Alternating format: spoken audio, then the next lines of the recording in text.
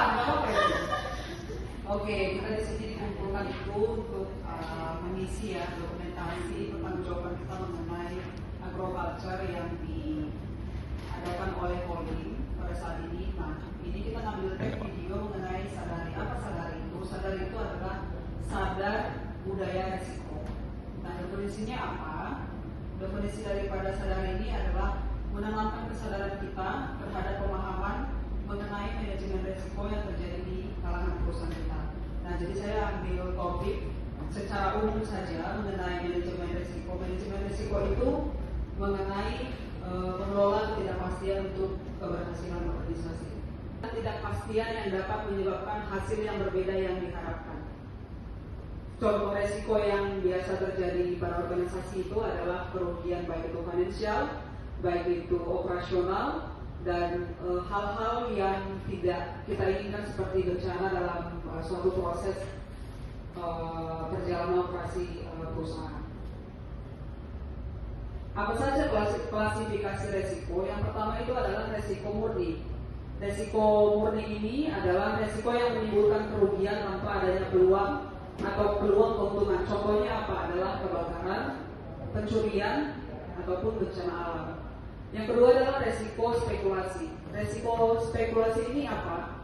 Resiko spekulasi ini adalah peluang untuk kita mengambil keuntungan dan kerugian. Contohnya itu adalah investasi pasar modal. Nah, kalau investasi pasar modal ini kan terkadang kita harus tergantung dengan harga saham, berdampak pada isu ekonomi ataupun politik khusus. Yang keempat itu adalah resiko internal versus eksternal.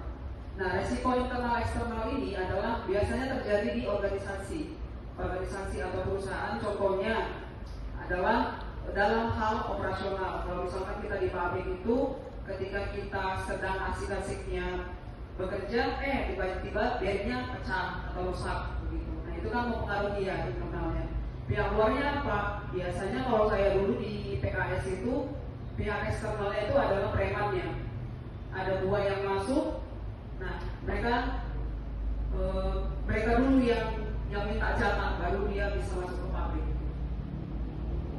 Kemudian apa saja proses yang terjadi pada manajemen risiko? Ada 5 tahap utama yang terjadi pada proses manajemen risiko. Yang pertama itu adalah identifikasi risiko. Nah, identifikasi risiko ini apa? Identifikasi risiko adalah mengenali dan mendokumentasikan semua potensi risiko yang mungkin terjadi pada organisasi. Contohnya apa pada saat ini? Identifikasi risiko kita kalau di manajemen aset kira-kira apa ya, Yolanda? Sulitnya mencari mitra. Kesulitan di dalam mencari mitra. Itulah salah satu contoh daripada identifikasi risiko di perusahaan kita ya.